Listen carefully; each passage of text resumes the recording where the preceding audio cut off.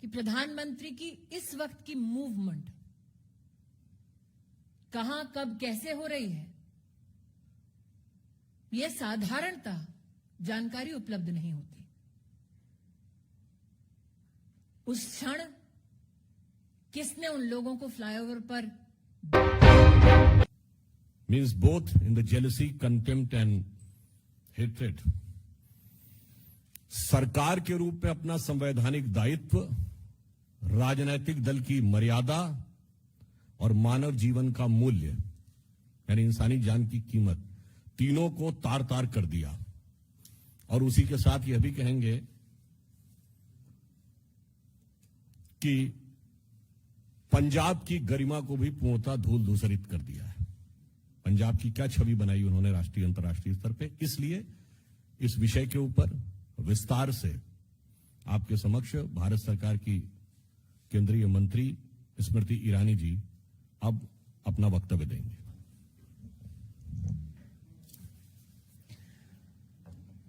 Planted political instruments today were given political patronage by the Congress government in Punjab to breach the security of the Prime Minister of India. Never before in the history of our country has a state government knowingly constructed a scenario where the Prime Minister of the country will be brought to harm. Never before in the history of our country were police functionaries in a state directed, convenienced to breach the security of the Prime Minister and bring him to physical harm.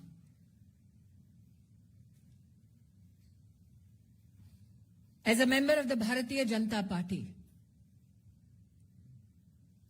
I am sure the nation shares our outrage at this incident. We know that the Congress party hates Modi, but today they tried to harm the Prime Minister of India. Such is the breakdown of law and order in the state of Punjab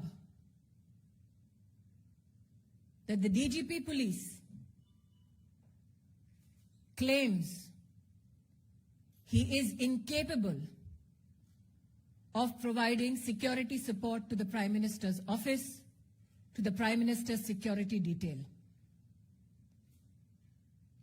Such is the state of administration in Punjab that a security detail, a security run, that is a protocol administratively to be followed for the head of state, was today dismantled so that Narendra Modi could be brought to harm. The questions we as BJP Karyakarta and the nation needs to ask the Congress government in Punjab: why did the DGP police give an all clear to the Prime Minister's security detail for the route that the Prime Minister was to undertake? Who in the Punjab government gave information about the Prime Minister's route to individuals who planted themselves atop the flyover? Video evidence now publicly available bring such questions to the fore. When the Prime Minister's security detail contacted Punjab Police with regards to the circumstance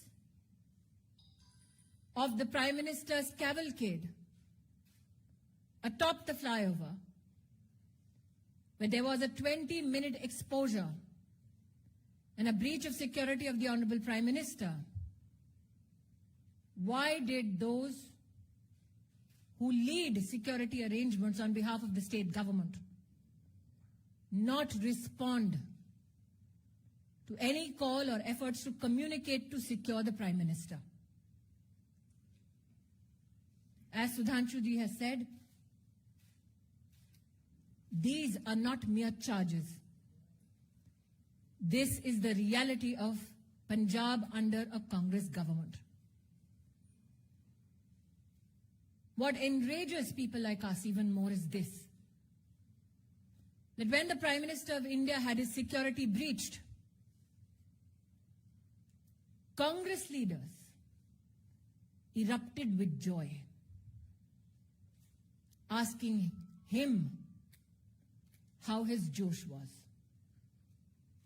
Prime Minister, magnanimous as ever, it is reported in the media, on his way back, it seems, communicated कि जिंदा लौट रहा हूं.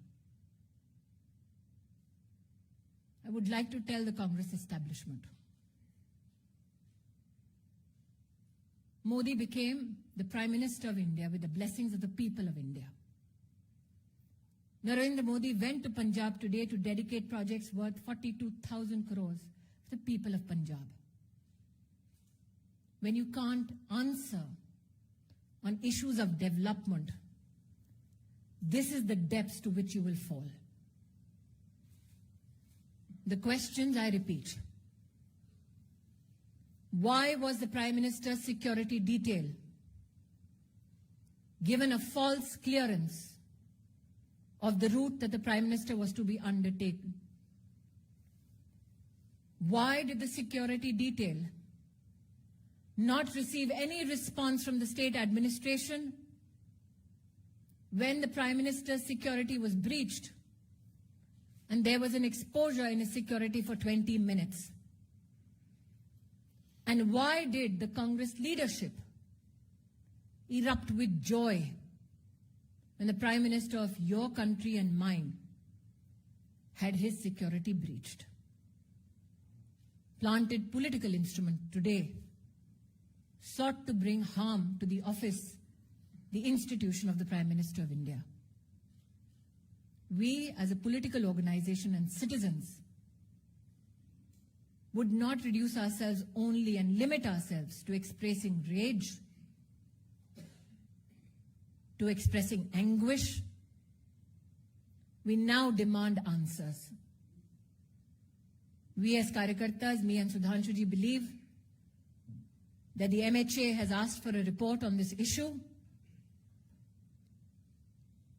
And my hope is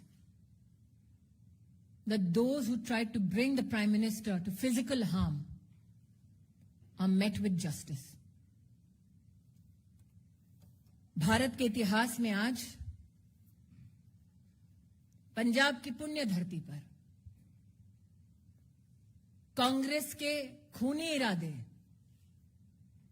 नाकाम रहे. जो लोग Congress party में मोदी से घृणा करते हैं, वो आज देश के प्रधानमंत्री को, उनकी सिक्योरिटी को किस तरह से भंग किया जाए उसके लिए प्रयासरत थे. जो आक्रोश आप मुझमें और सुधांशु जी में देख रहे हैं, वो मात्र हमारे राजनीतिक संगठन तक सीमित नहीं है. हमने बार बार कहा, नफरत मोदी से कांग्रेस को है, हिसाब हिंदुस्तान से और हिंदुस्तान के प्रधानमंत्री से ना कीजिए. पंजाब सरकार को, कांग्रेस को आज जवाब देना होगा. प्रधानमंत्री किस रूट से एक स्थल पर पहुंचते हैं, उस पूरे रूट की सुरक्षा का प्रबंध और कोई भी गतिरोध नहीं है, ऐसा आश्वासन पंजाब पुलिस ने प्रधानमंत्री जी के सुरक्षा दस्ते को दिया। क्या जानबूझकर प्रधानमंत्री जी के सुरक्षा दस्ते को झूठ बोला गया? प्रश्न 2, प्रधानमंत्री जी के पूरे कैवलकेड को जब रोकने का प्रयास हुआ, 20 मिनट तक जब उनकी सुरक्षा भंग की गई, जिन लोगों ने प्रधानमंत्री की सुरक्षा को भंग किया, उन लोगों को प्रधानमंत्री की गाड़ी के पास तक, उस स्थल तक किसने और कैसे पहुंचाया? क्योंकि हिंदुस्तान में हर नागरिक जानता है कि प्रधानमंत्री की इस वक्त की मूवमेंट कहां, कब, कैसे हो रही है, यह साधारणतः जानकारी उपलब्ध नहीं होती। उस क्षण किसने उन लोगों को फ्लाईओवर पर भेजा, ठहराया, व्यवस्था की, इसका जवाब पंजाब की कांग्रेस सरकार को देना होगा। इस घटनाक्रम के दौरान कांग्रेस के युवा नेतृत्व ने जोश का, उत्सव का इजहार किया। किस बात का उत्सव है उनका? किस बात का जोश है कि देश के प्रधानमंत्री को मौत की कगार पर ले गए थे? मुझे आक्रोश इस बात का है कि जब सुरक्षा कर्मियों ने पंजाब सरकार से उस समय संपर्क साधने की कोशिश की, तो मुख्यमंत्री के दफ्तर से किसी ने भी संवाद नहीं किया। किस बात का इंतजार कर रही थी कांग्रेस की सरकार पंजाब में? शायद इसीलिए मीडिया में जो रिपोर्ट्स हैं कि लौटते वक्त प्रधानमंत्री जी ने, शायद मीडिया में कुछ लोगों ने इसको रिपोर्ट किया है, कि चन्नी जी के लिए संदेश दिया कि जिंदा लौट रहा हूं। मैं आज कांग्रेस पार्टी से कहना चाहती हूं, नरेंद्र मोदी देश के प्रधानमंत्री बने देश के नागरिकों के वोट और आशीर्वाद से। उन्हें ध्वस्त करना है तो इलेक्शन में करते हैं। ये साजिश रचने की क्या जरूरत थी? इन सभी सवालों को मात्र मैं या सुधांशु जी नहीं पूछ रहे, राष्ट्र भर में ये सवाल उठ खड़े हुए हैं। लेकिन वो लोग जो इस षड्यंत्र का हिस्सा है, उनसे कह दूं कि मेरा विश्वास है कि न्याय निश्चित रूप से होगा। बैर मोदी से है, लेकिन देश के प्रधानमंत्री का बाल बांका करने की ये साजिश, इस साजिश को देश समर्थन नहीं देगा।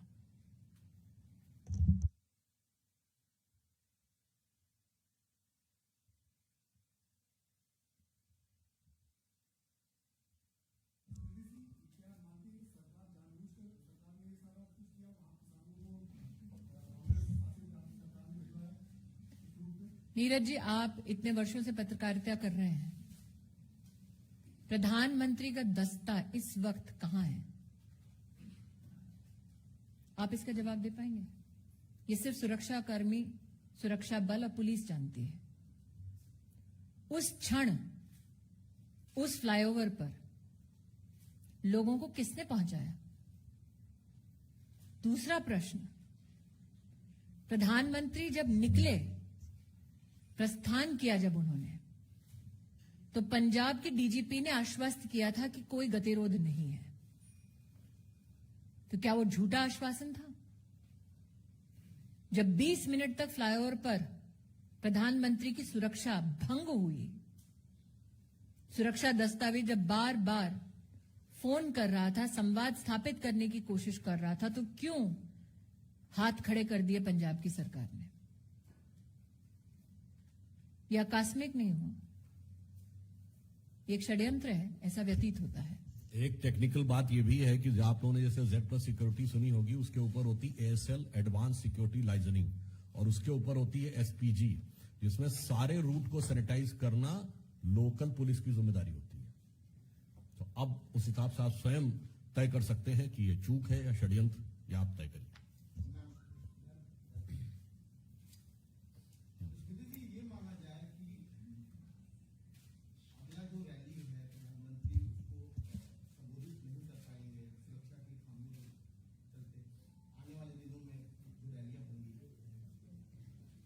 जी हिमांशु जी। मेरा सवाल ये है, एक तरफ कांग्रेस ये कह रही है कि अंतिम समय तक उनको रूट चेंज किया गया, ये नहीं बताया गया, दूसरी तरफ आप ये कह रही है साजिश है। किस तरीके से आप इसको साजिश बता रहे हैं? क्योंकि कांग्रेस कह रही है, आप मुझे ये कह रहे हैं कि कांग्रेस पार्टी ये कह रही है अपनी सरकार के माध्यम से कि उनको ये नहीं पता कि उनके प्रदेश में प्रधानमंत्री जी कहां हैं। क्या ये संभव है? जैसा कि सुधांशु जी ने आपको भी पूरी सिक्योरिटी डिटेल दी, सिक्योरिटी रन पूरे रूट पे करने का दायित्व पंजाब सरकार और पंजाब पुलिस के पास है। क्या आपके इस प्रश्न में इस बात का उत्तर छिपा हुआ है कि जानबूझकर सिक्योरिटी का पूरा प्रोटोकॉल फॉलो नहीं किया गया? एक बिंदु और भी है इसमें, जवाब पंजाब सरकार देगी या कांग्रेस पार्टी देगी प्रधानमंत्री जी के रूट पे। और चिंता मत करिए, प्रधानमंत्री जी का रास्ता कांग्रेस रोकती रही और देश की जनता मार्ग प्रशस्त करती रही। चलिए, जो फोन पर नहीं आए वो टीवी पे तो आएंगे।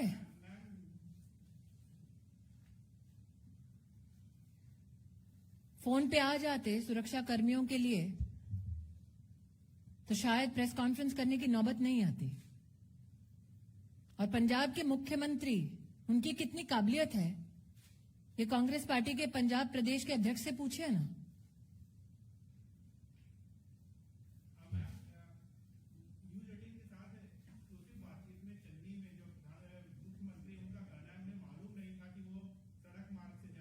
किसको मालूम नहीं था? उनको मालूम नहीं था। गृह मंत्रालय की जिम्मेदारी और मुख्यमंत्री कौन है पंजाब का? उनको मालूम नहीं था कि पंजाब पुलिस ने किस प्रकार का आश्वासन दिया है, क्या सिक्योरिटी प्रोटोकॉल है?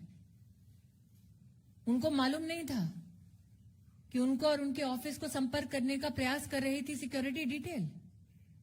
उनको मालूम नहीं था। लेकिन उन लोगों को मालूम था जिनको प्लांट किया गया फ्लाईओवर के ऊपर। मुख्यमंत्री को मालूम नहीं।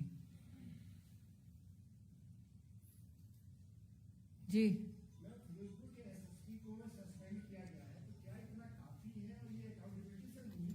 pawns have been sacrificed. प्यादे को त्यागा है, बिसात जिसने बिछाई जवाब उसको देना है। प्रधानमंत्री जी की सुरक्षा का निर्णय राज्य स्तर के एजेंसीज लेती हैं कि जिले स्तर पे?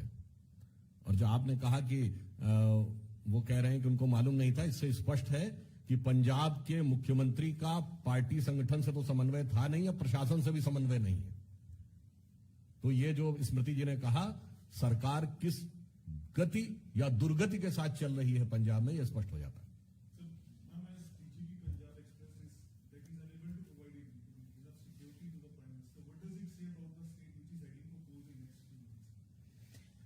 When you bring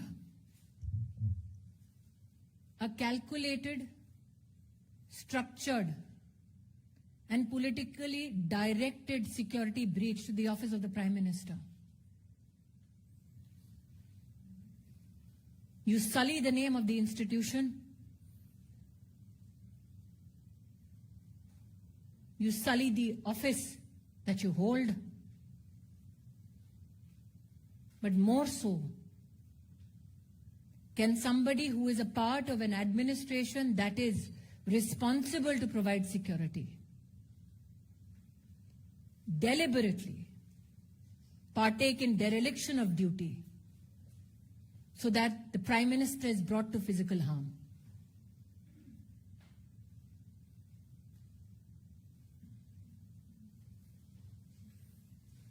Yes, Palani.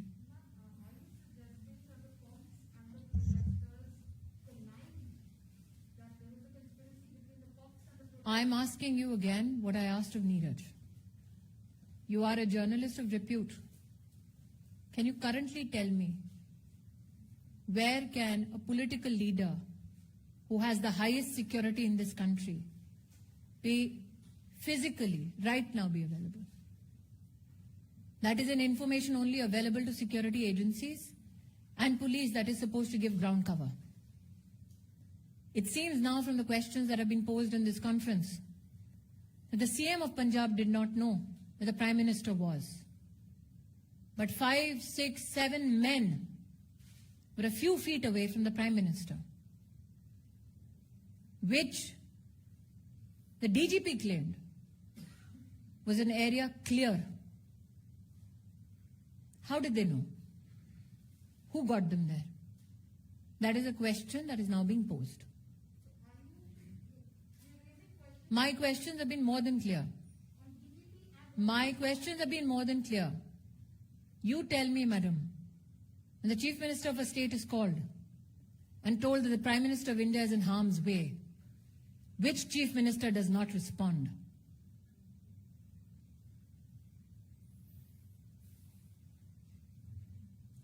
देश के प्रधानमंत्री हैं, मात्र बीजेपी के नहीं.